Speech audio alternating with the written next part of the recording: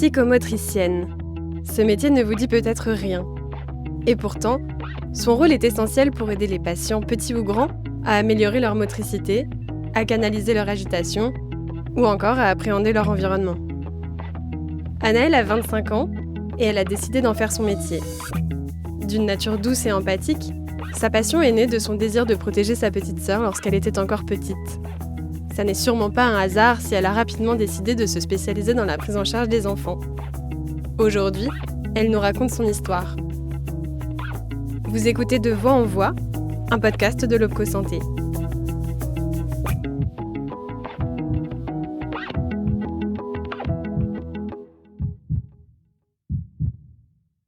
Je m'appelle Anaëlle, je vais avoir 25 ans.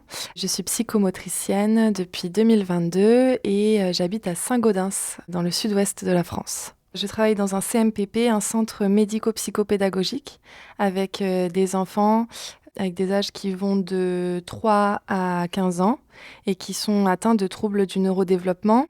Donc soit de l'autisme, soit de l'hyperactivité, des troubles des apprentissages, qui ont beaucoup de difficultés scolaires ou des difficultés aussi liées à leur parcours environnemental, familial. Le métier de psychomotricienne, c'est un métier du coup dans la sphère du paramédical. Donc on est des professionnels de santé. Nous sommes des professionnels qui mettons en lien tout le côté de la psyché avec le corps. Donc on agit sur 4 aspects importants. L'aspect cognitif, l'aspect sensoriel, bien sûr l'aspect moteur et aussi un aspect émotionnel. Voilà. Donc moi j'ai grandi en région parisienne dans le 78. J'ai une petite sœur qui a 4 ans de moins que moi, de qui je suis très proche. Et on a toujours été présentes l'une pour l'autre. Il y a une relation de confiance qui est primordiale. Et c'est cette relation et cette envie de prendre soin de l'autre qui m'a aussi poussée à vouloir prendre soin aussi d'autres enfants.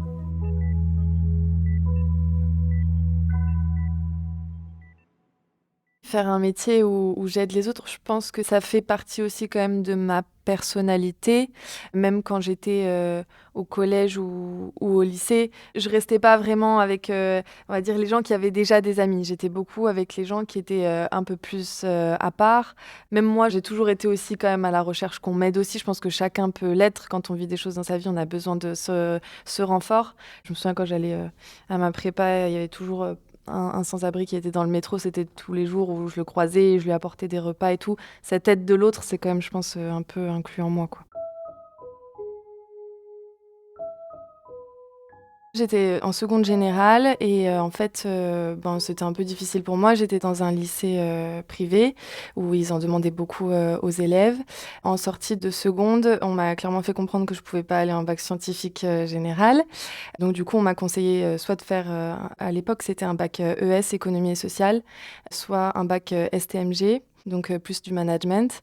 Et moi, j'étais pas trop d'accord avec ça. Je voulais absolument garder les matières scientifiques, c'était très important pour moi, même si c'était pas les matières où j'étais le plus à l'aise, parce que pour la suite et pour ce que je voulais faire, c'était primordial.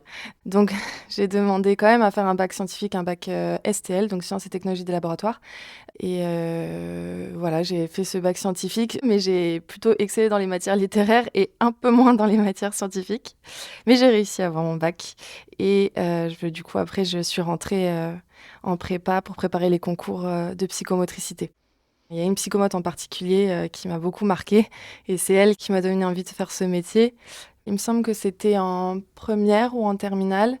Je cherchais un petit peu ce que je voulais faire et ma maman et moi-même, on s'est dit le mieux, c'est de rencontrer directement quelqu'un qui travaille dans ce métier. Donc, une psychomotricienne qui habitait à côté de chez moi a gentiment accepté de me prendre pendant une journée dans son cabinet. Elle m'a montré ce qu'elle faisait avec les enfants, mais juste de voir la passion sur le visage de quelqu'un, de voir que c'était un métier où vraiment, il y a le sourire, il y a le jeu, il y a ce que nous renvoie l'enfant, etc. Ça m'a tout de suite montré que c'était ce que je voulais faire. Avant ça, j'avais passé aussi mon BAFA, donc je travaillais aussi dans l'animation l'été avec les enfants. Et ça a fait des liens. Et je suis rentrée du cabinet et j'avais dit à un moment que j'avais trouvé, quoi. C'était mon métier. Je voulais faire ça.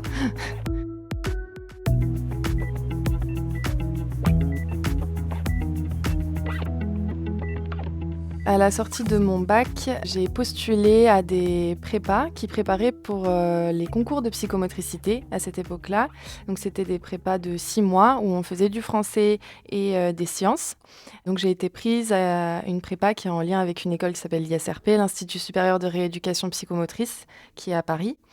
J'ai fait mes 6 mois de prépa et puis j'ai eu le concours de l'ISRP Paris du coup. Et c'était les meilleures années de ma vie, mes 3 ans d'études en psychomotricité. Ça se découpait beaucoup entre matière théorique et matière pratique. Ça, c'est le super côté de la psychomote, c'est qu'on fait énormément de pratiques, donc des cours de relaxation, des cours de danse. En fait, on apprend des médiations, on appelle ça, mais moi, j'aime pas trop le terme, mais c'est des moyens, en gros, d'amener la rééducation auprès du tout petit jusqu'à la personne âgée, pour amener un certain plaisir aussi dans tout ce qui est rééducation. Et puis il y avait toutes les matières théoriques aussi à côté, des matières très scientifiques comme de l'anatomie, des neurosciences, des matières un peu plus médicales et qui étaient très intéressantes aussi. Pendant nos études, on a aussi l'occasion de faire des stages. Pendant la première année, on fait des stages en maternelle, c'est plutôt auprès de la petite enfance. Ensuite, il y a des stages auprès de la personne âgée. Stage long à partir de la deuxième année, donc c'est 2 jours par semaine pendant toute l'année, où là, j'étais en hôpital psychiatrique avec des adolescents. Et puis en dernière année, j'ai été en alternance, parce qu'il y a la possibilité de faire une alternance à l'ISRP.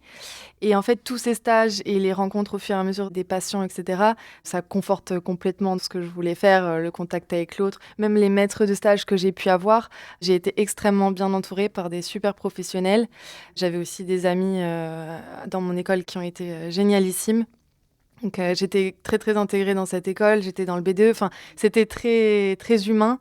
J'ai jamais eu aucun doute pendant mes études sur ce que je voulais faire, même si c'était compliqué parce que ça reste des études supérieures.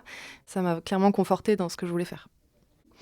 J'ai pu du coup après faire mon alternance en IME, donc Institut médico-éducatif, donc là avec des patients polyhandicapés, donc qui sont porteurs de plusieurs troubles qui touchent le moteur et qui sont porteurs aussi de gros troubles cognitifs, mais qui sont des enfants qui aussi, malgré leurs troubles, ont cette, comment je pourrais dire, cette envie de vivre et d'être qui est tellement forte que on peut que être touché par tout ce qu'ils font et notamment en effet un patient où voilà, malgré son polyhandicap, donc il ne parle pas, voilà, pour son âge il est clairement décalé, il progressait à une vitesse fulgurante, mais ce sont des petits progrès qu'on pourrait penser pour un enfant, mais pour eux qui sont des marges de progression énormes en fait à leurs yeux.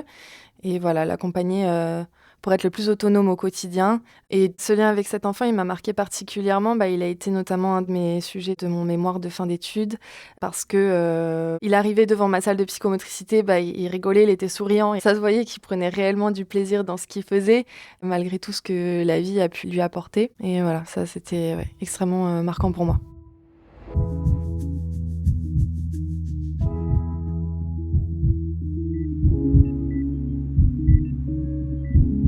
Aujourd'hui, je travaille en centre médico-psychopédagogique dans le sud-ouest de la France.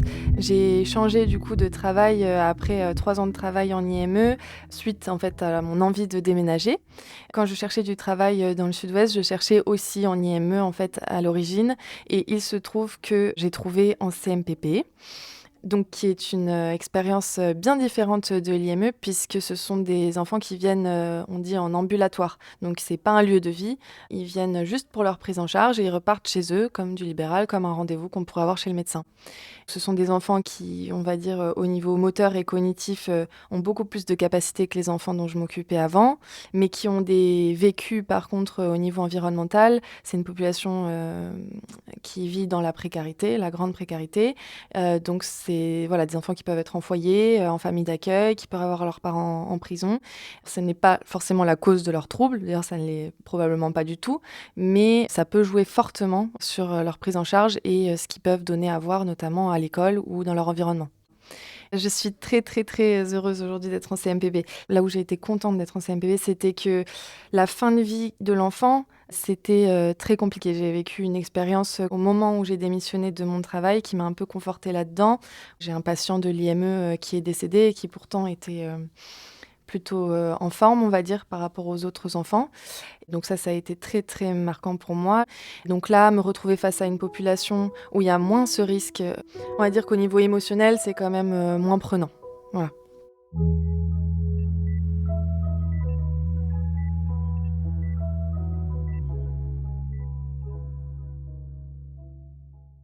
journées, elles sont rythmées, par des prises en soins.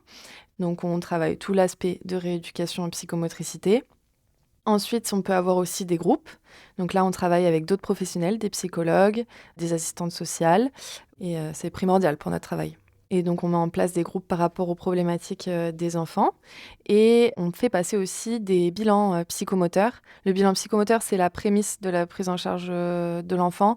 On fait en fait une espèce de photo de résumé à l'instant T des capacités psychomotrices de l'enfant et ensuite, on peut axer nos séances, avec, des moyens thérapeutiques et des objectifs thérapeutiques pour, faire progresser l'enfant. Et bien sûr, je travaille en institution, donc on a aussi des réunions, bien sûr, avec toute l'équipe, une fois par semaine pour chaque unité.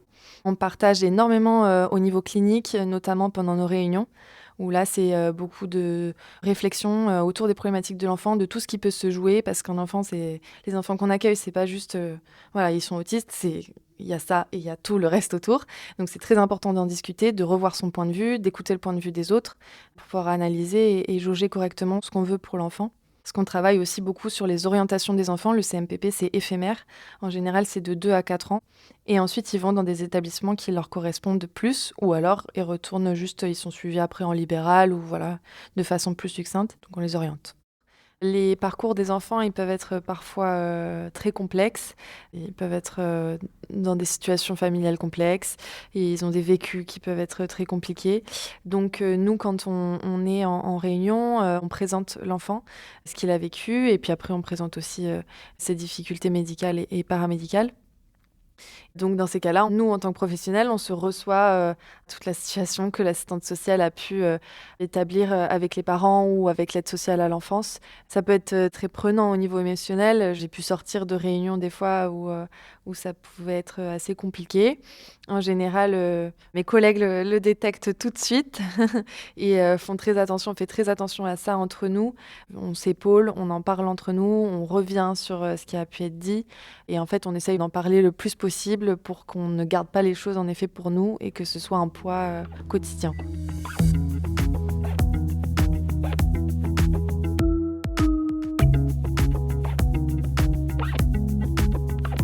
La première chose que je me dis à chaque fois que je vois un enfant, je connais déjà, avant même de le rencontrer, ce qu'il a pu vivre. Mais on ne pourrait jamais deviner pour la plupart des enfants qu'ils ont un vécu aussi prenant.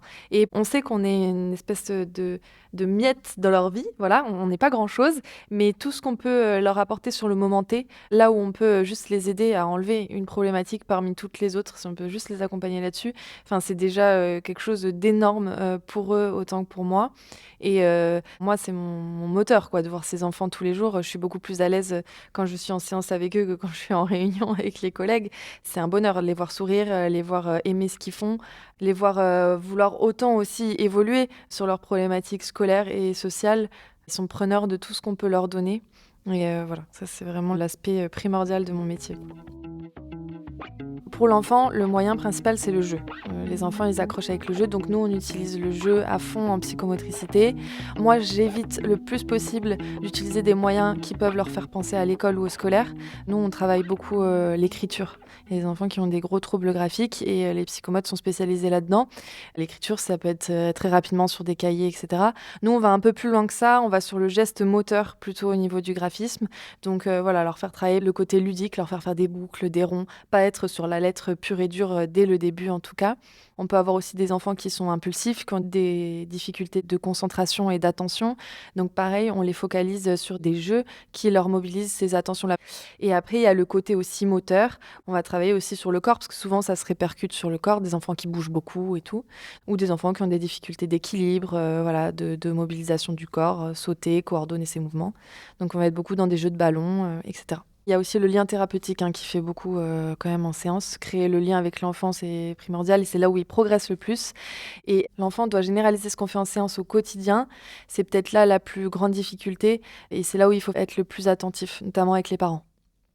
La première compétence pour moi, mais qui n'est pas une compétence à acquérir, qui est innée, c'est l'empathie et l'écoute de l'autre. Ensuite, la deuxième qui vient tout de suite et qu'il faut acquérir, c'est l'adaptabilité. On est obligé de s'adapter tout le temps, que ce soit en fonction de l'humeur de l'enfant, que ce soit en fonction de la journée, de l'organisation. Un enfant n'est pas là, que ce soit en termes purement planning, c'est de l'adaptation tout le temps. Ce qu'on fait, c'est spécifique à chaque enfant. Il n'y a pas de mode d'emploi commun à tous les enfants. Donc, il faut s'y adapter. Voilà. À l'heure actuelle, je viens de commencer mon poste en CMPP. Pour moi, j'ai trouvé le poste qui me permet le plus de faire ce que je veux faire dans mon métier, autant d'évoluer parce que je peux évoluer aussi, acquérir des connaissances. Mais aujourd'hui, je suis au CMPP, je suis très bien avec ces enfants. Je ne vois absolument pas faire autre chose ni autre part. C'est vraiment ça que je fais et que je veux faire. Vous venez d'écouter De Voix en Voix, un podcast de l'Opco Santé produit par Louis Créative, l'agence de création de contenu de Louis Média. Chaque année, l'Opco Santé accompagne plus de 130 000 employeurs et 1,3 million de salariés et d'alternants du secteur privé de la santé dans leurs projets d'emploi, de formation et de développement des compétences. Il agit aussi pour faire connaître ces métiers essentiels, en informant le public sur les différentes voies qui permettent d'y accéder. Je suis Alice Kerviel et j'ai réalisé cet épisode. La musique a été composée par Aéline et Kenza El-Al-Hok a supervisé la production. Si cet épisode vous a plu, vous pouvez vous abonner, laisser des étoiles et des commentaires. Merci à Anaëlle d'avoir raconté son histoire. À très vite pour un nouvel épisode.